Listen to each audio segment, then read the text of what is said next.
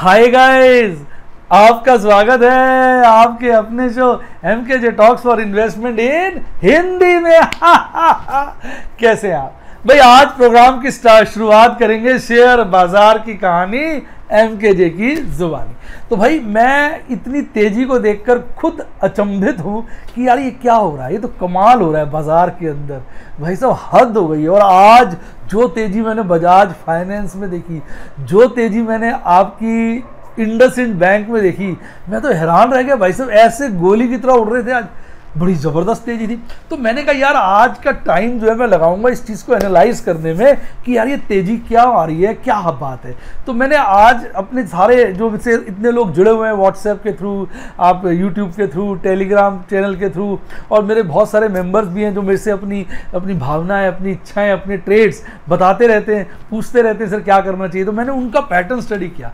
तो मैंने देखा यार हम इन्वेस्टर्स को, आज के इन्वेस्टर्स को दो कैटेगरीज में डिवाइड कर सकते हैं। एक वो इन्वेस्टर जो नया इन्वेस्टर है, अभी शेयर मार्केट में घुसा है, और एक वो इन्वेस्टर जो पुराना इन्वेस्टर है मेरी तरह, जिसने पिछले मंदे देखे हुए हैं, जिसने देखा हुआ है शेयर मार्केट बड़ी जो है गिरती है तो बड़ी बुरी तरह से गिरती है। अब चक्कर क्या हो रहा है, ये दोनों इन्वेस्टर्स का बिहेवियरियल पैटर्न कुछ ऐसा बन गया है कि जो हमारे मार्केट के दिग्गज लोग हैं, जिनको हम ऑपरेटर कह लेते हैं, स्मार्ट इन्वेस्टर कह देते हैं, यानी जो बाजार में पैसा कमाते हैं और 95% निवेशकों को नुकसान पहुंचाते हैं, उनकी स्ट्रैटेजी बड़ी आसानी से लग पा रही है। अब बताता हूं कैसे। देखो, जो पुराना इन्वेस्टर है उसने मंदी देखी है, उसने देखा यार थोड़ी सी दिक्कत होती थी तो बाजार इतना गिर गया था। एक बार की प्रॉब्लम हुई थी 2008 में लेमैन ब्रदर्स की अमेरिका में, और इंडियन बाजार गिर गया था। उन्होंने कहा इस बार तो वर्ल्ड प्रॉब्लम है, बाजार गिरेगा। वो कन्विंस्ड है कि बाजार गिरेगा।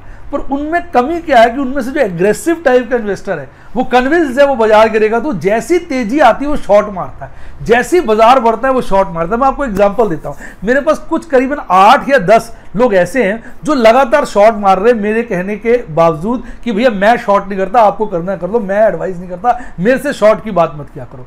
ऐसे मेरे जानकार हैं, किसी ने बैंक निफ्टी में मारा हुआ है, किसी ने निफ्टी 50 में मारा हुआ है, किसी ने सेंसेक्स में शॉर्ट मारा हुआ है, बस दुनिया भर की चीज़ों में उन्होंने शॉर्ट मारा हुआ अपने हिसाब से। अब उसकी समस्या समझिए। मैं ऐसे लोगों को जानता हूं जिन्होंने बैंक निफ्टी का शॉर्ट जो है 18,000 पे मारा हुआ है, 19 पे मारा हुआ है, 18.5 पे मारा हुआ है, 19.5 पे मारा हुआ है, 20 पे मारा हुआ है, और अब मेरे से कहते हैं सर 22 पे मार दे। मैं ऐसे लोगों को जानता हूं निफ्टी 50 के जिन्होंने 8,000 पे शॉर्ट मारा हुआ है, 8.5 पे शॉर्ट मारा हुआ है, 9 पे शॉर्ट मारा हुआ है, 9.5 पे शॉर्ट मारा हुआ है, और अब भी पूछते हैं 10,400 पे शॉर्ट मार दे। यानी ये जो कैटेगरी ऑफ इन्वेस्टर है, जो जिसमें नॉर्मली थोड़े एक्सपीरियंस लोग हैं और जिन्होंने देखे हैं मंदे, वो बड़े कन्विंस्ड है बाजार जो है गिरेगा, पर वो एग्रेसिव है। एग्रेसिव होने से क्या होता है, जैसे ही बाजार चढ़ता है वो शॉर्ट मारते हैं, और चढ़ता है और शॉर्ट मारते हैं, और चढ़ता है और शॉर्ट मारते हैं। यानी शॉर्ट मारने वालों की बाजार में कमी नहीं। और जब तक ये लोग शॉर्ट मारेंगे, ऑपरेटर बाजार को बढ़ाएगा जब तक ये स्क्वायर ऑफ न कर ले।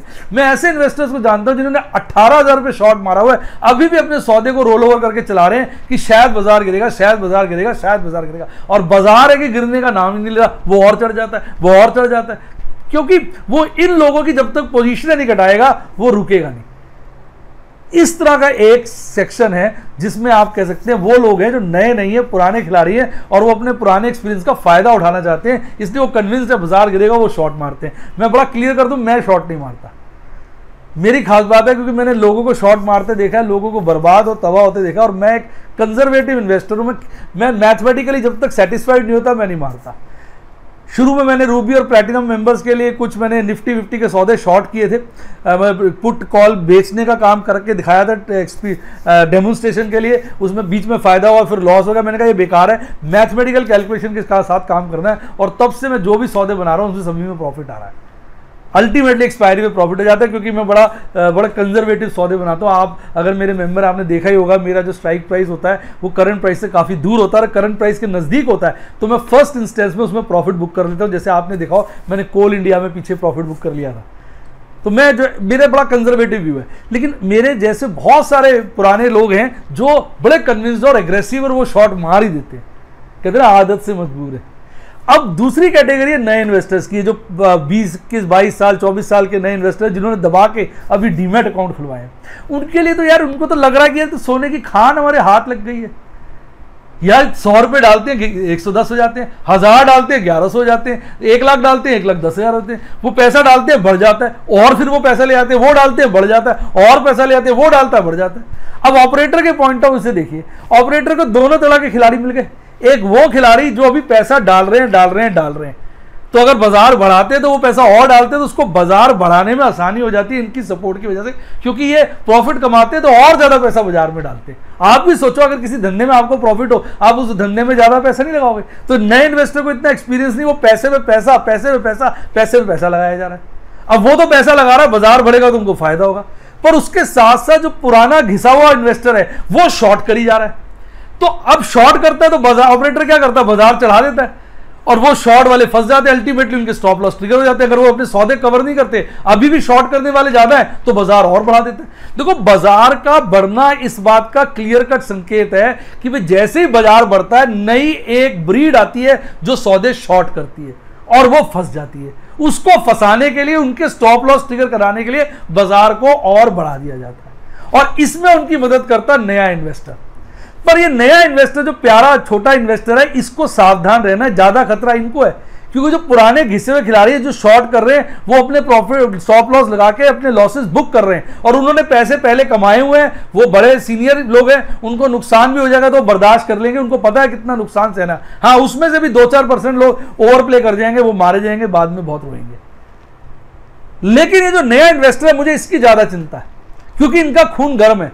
जब मैं आपकी उम्र में था, जब मैं 20-21 साल का था, मैं शेयर मार्केट में काम करता था, मैं महीने की 5-6% रिटर्न निकाल लेता था और 2% ब्याज पे पैसा लेता था।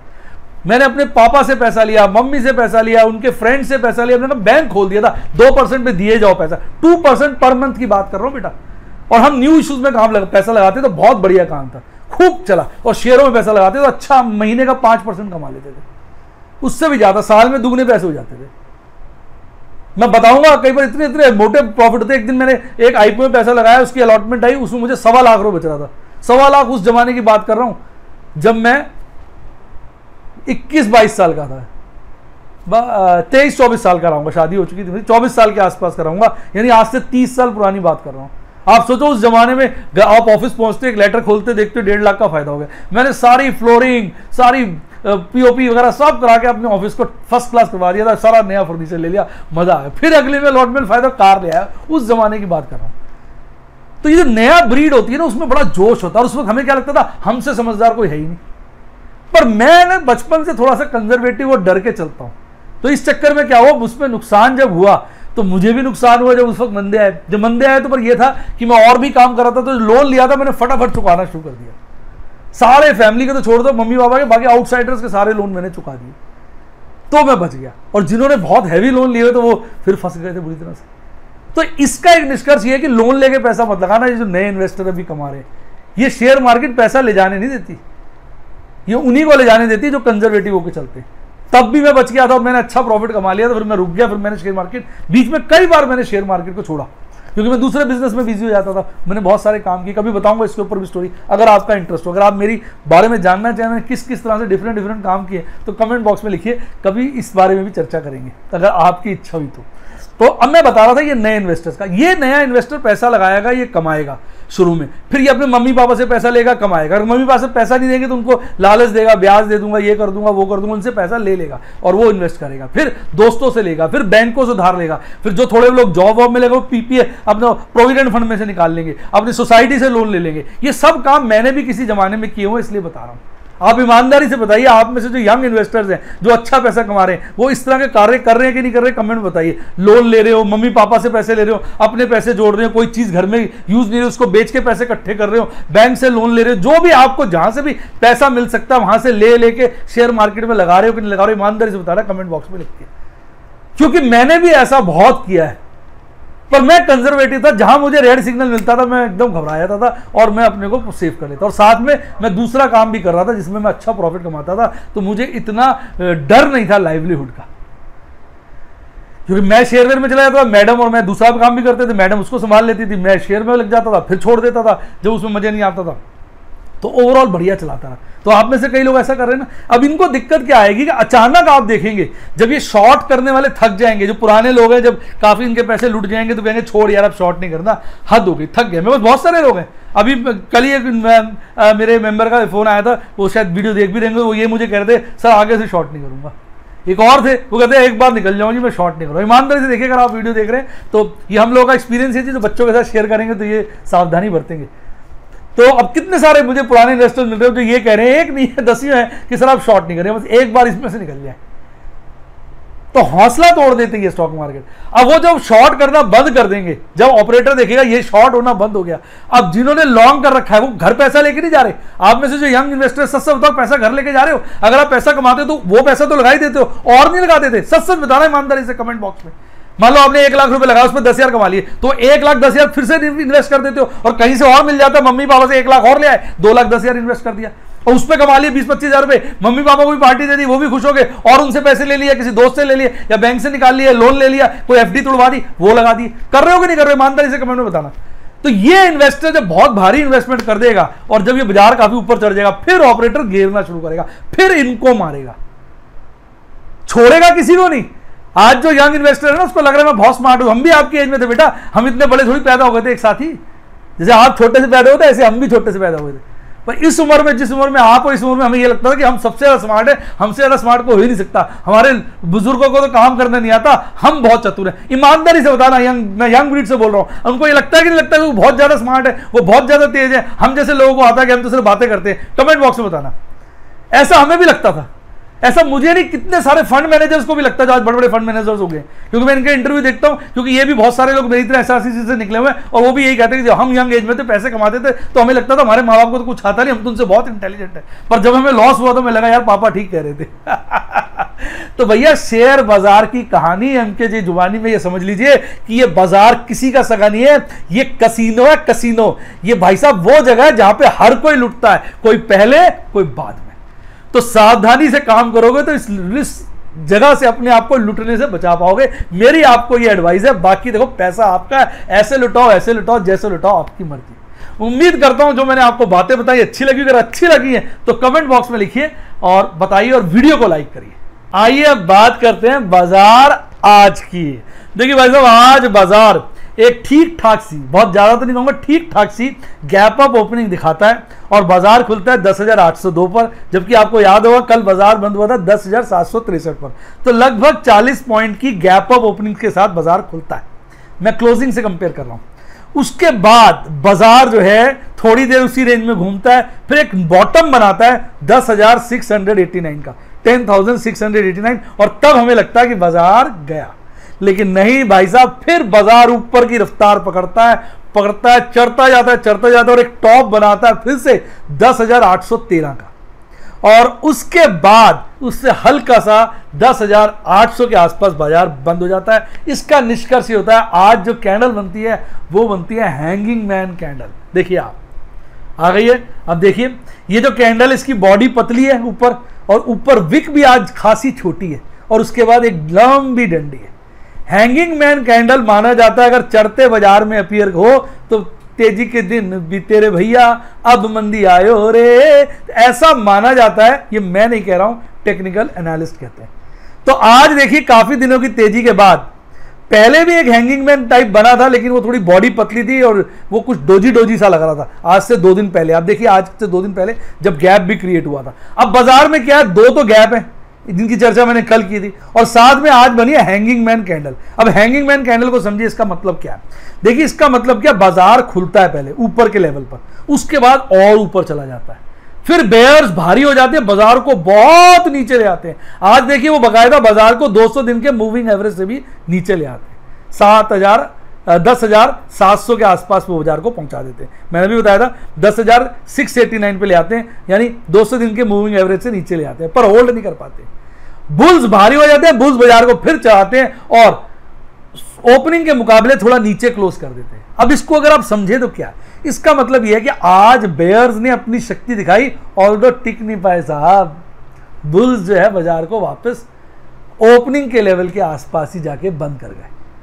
लेकिन वो कहते हैं ना भाई साहब, संकेत दे गए बेयर्स कि हमें ढीला मत समझना, आज की बाजी हार गए तो क्या हुआ, बाजीगर वो होता है जो बाजी हार के जीतता है। तो आज हम हारे हैं फिर जीतेंगे, यानी वो इंडिकेशन देके चले गए कि भैया आज हम हारे हैं तो इसका मतलब ये नहीं है कि लगातार हारते रहेंगे। तो जो आज की आप कैंडल देख रहे हैं, जो आज की ये कैंडल हैंगिंग मैन कैंडल देख रहे हैं, उसके पीछे लॉजिक क्या होता है। हैंगिंग मैन के पीछे ये माना जाता है कि हैंगिंग मैन कैंडल ये कहती है कि देखो हम टूटे नहीं है, हमें भूल मत जाना, बुल्स बेयर्स जिंदा है, कोई बात नहीं, आप आज जीत गए, कितने दिन जीतोगे, एक दिन हमारा नंबर भी आएगा। इस लॉजिक के ऊपर बेस्ड है कि अगर चढ़ते बाजार में हैंगिंग मैन आ जाए तो बाजार गिरता है। बाकी अगर कैंडल को देखेंगे तो साहब बोलिंजर बैंड के अपर बैंड के साथ टिकी हुई है, यानी कैंडल तो अपने आप में बुलिशनेस दिखा रही है। 200 दिन के मूविंग एवरेज के ऊपर बंद हुई है, तो मूविंग एवरेज कॉन्सेप्ट के हिसाब से भी बाजार बुलिश है। मैं जो दिख रहा है वो बोल रहा हूं, जो इंडिकेशन कह रहा है बाजार गिर सकता है बता दिया, जो इंडिकेशन कह रहा है बाजार चढ़ जाएगा वो भी बता दिया। तो दोनों बातें सुनिए, बाकी कल प्रभु बताएंगे क्या होता है। अब आइए पूरा एक बड़ा चार्ट देखते हैं। तो आप देखिए बोलिंजर बैंड वाला चार्ट देखिए, लगातार कैंडलें ऊपर ऊपर ऊपर बन रही है और 2 गैप छूट गए जो बाजार ने फिल करने। अगर ये 2 गैप बाजार फिल कर देता है तो इसके लिए बाजार गिरेगा।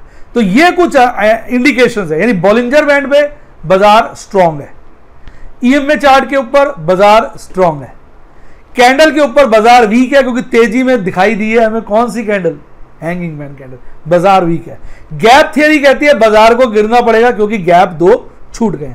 तो ये सारे इंडिकेशन जो है मिले जुले संकेत दे रहे हैं बाजार के बारे में।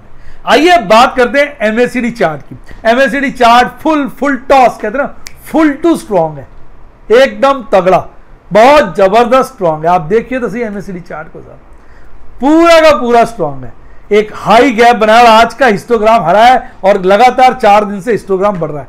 तो एमएसीडी चार्ट तो कह रहा है कि अभी बाजार बहुत तेज है, बहुत तेज है, बहुत तेज है। अब बात करते हैं आरएसआई। आरएसआई 70 क्रॉस कर चुका है और मेंटेन कर रहा है, कल से आरएसआई ज्यादा है, आज लगभग 72 का आरएसआई है, यानी बाजार ओवरबॉट जोन में आ चुका है। और जब बाजार ओवरबॉट जोन में आ जाता है मेरी जान, तब मान के चलिए आज नहीं तो कल गिरेगा। अब ये 72 से गिर जाएगा या 80 जाके गिरेगा या 80 पे काफी दिन टिक के गिरेगा, ये तो आगे जाके ही पता चलेगा लोगों की पोजीशन कैसी है।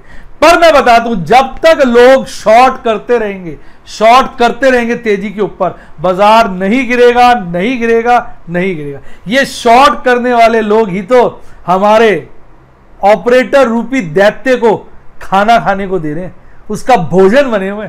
कहते हैं दैत्य जो होता है, राक्षस जो होता है, पुराने जमाने में कहते थे वो इंसानों को खा जाता था। तो ये जो हमारा ऑपरेटर रूपी दैत्य है, ये लोगों को खा रहा है। और ये लोग कौन है? जो शॉर्ट कर रहे हैं। जब तक ये शॉर्ट करने वाले लोग अपनी पोजीशन काटना बंद कर देंगे, मतलब काट देंगे और नए सिरे से शॉर्ट करना बंद कर देंगे, तब बाजार गिरेगा और उन लोगों को लपेटेगा, नए इन्वेस्टर्स को, जो अभी लॉन्ग पे लॉन्ग कर रहे हैं। आइए बात करते हैं ऑप्शन चेन एनालिसिस की। देखिए साहब, अगर ऑप्शन चेन एनालिसिस में देखें तो आज भी कल का प्रभाव बना हुआ है, थोड़ा सा फर्क है। कॉल के डेटा को देखिए, कॉल का डेटा जो है अभी भी मैक्सिमम ओपन इंटरेस्ट 11,500 पे, सेकंड मैक्सिमम 11,000 पे दिखा रहा है। 11,000 पे ओपन इंटरेस्ट कम हुआ है, 11,500 पे ओपन इंटरेस्ट हल्का सा बढ़ा है, 10,500 पे कम हुआ है, 10,000 पे कम हुआ है, बाकी लेवल्स पे कम हुआ है। यानी आज अगर आप देखें तो बाजार को में ओपन इंटरेस्ट जो है खास बड़ा नहीं है और एक्सपायरी खासी दूर है। तो कहीं ना कहीं जो ओपन इंटरेस्ट कुछ गिरा है, जैसे 11,000 के लेवल पे और 11,500 के लेवल पे हल्का सा बढ़ा है, इस बात का इंडिकेशन है कि बाजार थक रहा है। इस बात पे ध्यान दीजिए, बाजार थक रहा है, बहुत भाग लिया, अब उसको थकान महसूस हो रही है, ऐसा कॉल का ओपन इंटरेस्ट कह रहा है।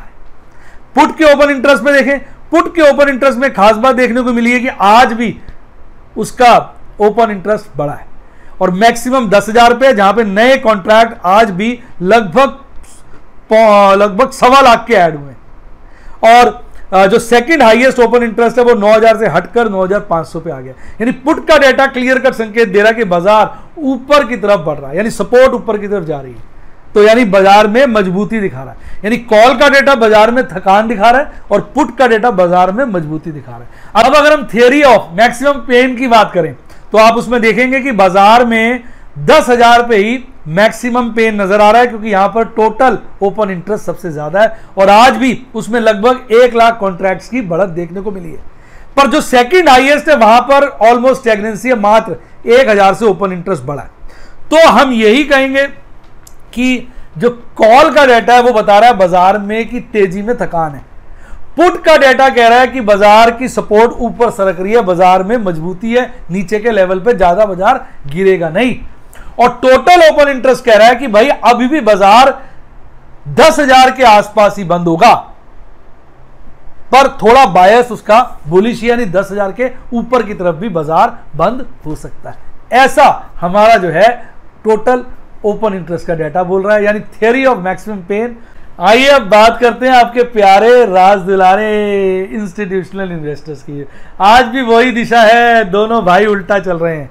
भाई आज अगर देखें हम एफआईज की बात करें तो कल भी एफआईज ने अच्छी खासी बिकवाली की थी, नेट और खरीदारी की थी। नेट एफआईज ने कल उन्होंने लगभग 350 करोड़ की नेट खरीदारी की थी और आज 825 करोड़ से भी ज्यादा की नेट खरीदारी की है। कल जो हमारे डीआईज हैं उन्होंने 263 करोड़ की नेट खरीदारी की थी, 263 करोड़ की, और आज वो उन्होंने अपनी पोजीशन बदल ली है। आज उन्होंने 784 करोड़ की नेट बिकवाली की है। तो यानी अगर हम देखें तो आज एफआईज अपनी खरीदारी में लगे हुए हैं और डीआईज बिकवाली में लगे हुए हैं, यानी डीआईज ने माल बेचा है। अगर हम टोटल बाइंग और सेलिंग की बात करें तो हम ये देखते हैं आज भी टोटल नेट बाइंग हुई है, यानी नेट खरीदारी हुई है। ये अलग बात है कि नेट खरीदारी आज बहुत कम है, क्योंकि जितनी भी बाइंग हमारे एफआईज ने की थी उसको कम ऑफसेट कर दिया हमारे डीआईज ने अपनी सेलिंग के द्वारा। तो आज जो नेट खरीदारी हुई है मात्र 50 करोड़ की हुई है, ऑलमोस्ट आप कह सकते हो इनसिग्निफिकेंट नेट खरीदारी हुई है, जबकि कल नेट खरीदारी हुई थी 611 करोड़ की। यानी जो नेट खरीदारी में फॉल है और डीआईज का जैसे रुख बदला है, तो ये इस बात का कहीं ना कहीं इंडिकेशन है कि बाजार थक रहा है, खरीदते खरीदते बाजार थक रहा है। तो हो सकता है काफी अच्छी बाजार ने एक रेस दिखाई है वो थम जाए, और ये भी हो सकता है उनमें फिर से एक नया जोश आ जाए, वो फिर भागना शुरू कर दे।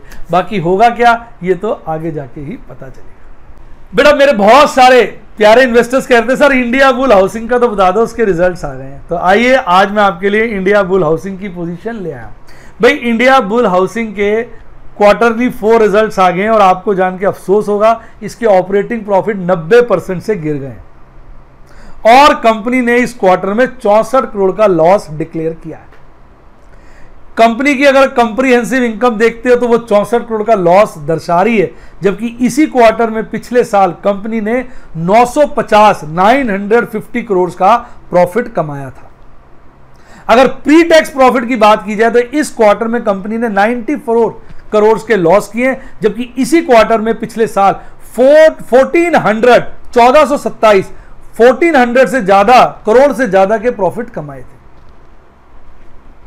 कहते हैं वक्त वक्त की बात है जानी, कभी ऊंट पहाड़ के नीचे, कभी पहाड़ ऊंट के नीचे। तो इस वक्त तो बुरे हालात हैं कंपनी के। कंपनी का यह कहना है कि कंपनी ने जो है 3,741 करोड़ के प्रोविजंस क्रिएट किए गए। इसके अलावा 1800 करोड़ के अलग से प्रोविजन क्रिएट किए गए हैं और कंपनी का जो नॉन परफॉर्मिंग लोन रेशियो है वो लगभग 1.84% का है। अगर हम कंपनी की लेंडर बुक देखें, नॉन बैंक लेंडर बुक देखें, तो उसमें 24% की गिरावट है, 24% का फॉल है, और जो वो गिर गई है, गिरकर लगभग 70,000 करोड़ के आसपास हो गई है, जबकि इसी क्वार्टर में पिछले साल वो 91,500 करोड़ के आसपास थी। यानी जो गिरावट है it is massive, it is more than 22,000 crore. अब सांत्वना के लिए लेंडर हमें कहता है कि भाई हमारी लिक्विडिटी अच्छी है, हमारे पास 12 मंथ का कैश रिजर्व पड़ा हुआ है, हमें कोई चिंता नहीं, हमारा कैपिटल एडिक्वेसी रेशियो भी 27 है। भाई 27 तभी रहेगा जब हालात सुधर जाएंगे, अच्छे हो जाएंगे।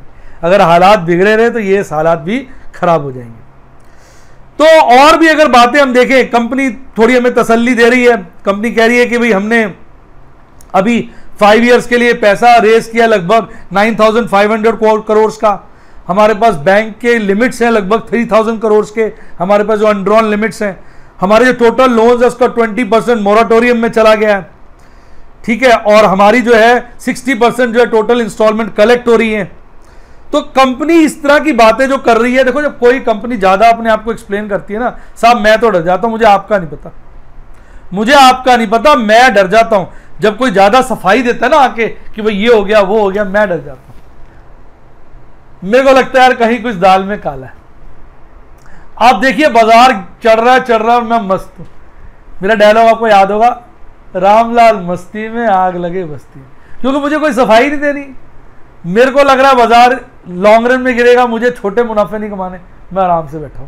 कंपनी इतनी सफाइयां दे रही है कि भाई ये है, हम चिंता ना करें, चिंता ना करें। जब कोई कहता है चिंता ना करो, मुझे चिंता हो जाती है।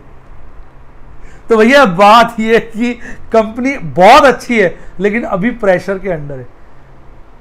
तो अगर आप ध्यान से सावधानी से, जब बाजार में इसका रेट थोड़ा गिरा पड़ा हो तब इसमें पैसा लगाएं तो अच्छा है। अगर आप तेजी में लगा देंगे तो कहीं ना कहीं चपेट भारी पड़ेगी, ऐसा मेरा मानना। बाकी पैसा साहब आपका है, आपका किसी ने हाथ नहीं रोका, करना वही जो आपका दिल कहता है। शान से फिर कहना कि मैंने कमाया मैंने गवाया। तो आइए अब इसके प्राइस चार्ट की बात करते हैं। इसके लिए मैं आपको टिकर टेप पे लेके चलता हूं। देखिए मैं आपको पहले 1 ईयर का चार्ट दिखा रहा हूं। अगर 1 ईयर के चार्ट पे देखेंगे तो कंपनी ने 736 का हाई बनाया, 81 का लो बनाया और अभी का भाव 231 रुपए, यानी अपने लो से लगभग 4 गुना हो चुका है। यानी किसी ने अगर हिम्मत करके लो रेट्स पे पैसा लगा दिया तो उसका 4 गुना हो चुका है। लेकिन टॉप से अभी भी 1/3 है। मैं 1 ईयर की बात कर रहा हूं। 5 ईयर की बात करेंगे टिकर टेप की साइड के हिसाब से अगर देखें तो 5 ईयर का जो हाई है वो 1440 है, यानी 5 ईयर के हिसाब से शेयर अभी काफी गिरा हुआ है। तो अगर कोई एग्रेसिव इन्वेस्टर है, उसको लगता नहीं मुझे तो ये शेयर लेना है, शेयर अच्छा है, कंपनी अच्छी है, तो मेरी तो यही फीलिंग है अपने लिए कि थोड़ा थोड़ा लूं, जब गिरे तो ज्यादा लूं। बाकी मैं तो अभी कुछ नहीं खरीद रहा, मैं आराम से बैठा हुआ। मैं कभी भी गरम गरम खाना नहीं खाता क्योंकि मेरी जीभ जल जाती है, मैं ठंडा हो जाता है तभी खाता हूं। आज मैंने पुट बेची थी 3, एक कॉल बेची थी, 2 ही गरम गरम खा लिया उस कॉल में। पता नहीं क्या हुआ, मैं शॉपिंग करके आया, मैं देखा कोई ट्रेड नहीं हुआ, एक पुट कॉल में मैंने एक जल्दी में ट्रेड मार दिया और उसी में नुकसान हो गया। अच्छा खासा मैंने 31 रुपए का रेट डाला हुआ था, मैंने उसको काट के 26 रुपए कुछ पैसे कर दिया और उसके बाद वो 31 काट भी गया। अच्छा खासा उसमें मुझे पिंच हो गया। ऑल दो मुझे पता है मैं उसमें प्रॉफिट में आ जाऊंगा, लेकिन मुझे ये लगा देखो जल्दीबाजी की ना। अच्छा मुझे दुख नहीं होता, जब दुख होता है मतलब मैं उसको एक लेसन की तरह मानता। देख तू जल्दी नहीं करता, आज जल्दी करी नुकसान पड़ गया, तो सबक आज छोटा नुकसान है, आगे जल्दी नहीं करता। उसके बाद फिर मैंने एक और पुट बेची अगस्त की, और वो जो है बहुत अच्छे रेट बेची, तसल्ली से सबर करके बेची, वो हाईएस्ट लेवल पे ही कटी मेरी। तो कहने का मतलब है मैं गरम गरम नहीं खाता, ठंडा करके खाता। तो भाई मेरी ये राय है 1 ईयर और 5 ईयर को चार्ट के देखते हुए, हालात को देखते हुए, कि इसमें समझदारी से इंसान को पैसा लगाना चाहिए। भाई टिकर टेक में ना इन्वेस्टमेंट चेकलिस्ट होती है, जिसमें आप अगर ज्यादा आपको नॉलेज नहीं है मार्केट की तो एक आइडिया आप यहां से ले सकते हैं। इंट्रिंसिक वैल्यू दे नहीं रहा, वैसे दे देता है, इस वक्त नहीं दे रहा, डाटा ठीक नहीं है, क्योंकि खुद मुझे लगता है डाटा ही ऐसा है, बड़ा कंफ्यूजिंग है, इंट्रिंसिक वैल्यू निकल के ही नहीं आ रही है।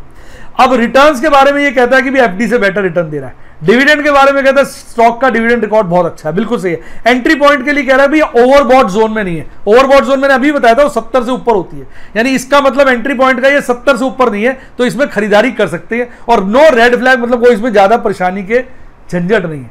आइए अब इसके की मैट्रिक्स देखते हैं। अगर प्राइस अर्निंग रेशियो देखेंगे इस कंपनी का लगभग 4.5 टाइम्स है, जबकि इंडस्ट्री का लगभग 22 टाइम्स है। इसीलिए लो है क्योंकि लोगों को इसमें खतरा नजर आ रहा है और लोगों को लग रहा है आने वाले वक्त में इसके प्रॉफिट इतनी नहीं रहेगी। ये जो आप देख रहे हैं 4.5 का प्राइस अर्निंग, इसमें पुराना प्रॉफिट की वजह से ज्यादा प्राइस अर्निंग लो नजर आ रहा है। जिस तरह से कंपनी ने इस क्वार्टर में लॉस रिपोर्ट किया है, अगर यही स्थिति बनती रही तो ये प्राइस अर्निंग बहुत आगे भाग जाएगा। Price to book ratio attractive और नो डाउट 0.6 टाइम्स है। तो ये पोजीशन है की मैट्रिक्स की। अब एक टिकर टेप में एक फोरकास्ट भी दिया होता है कि भाई ये बताने की कोशिश करता है कि शेयर किस डायरेक्शन में जा सकता है।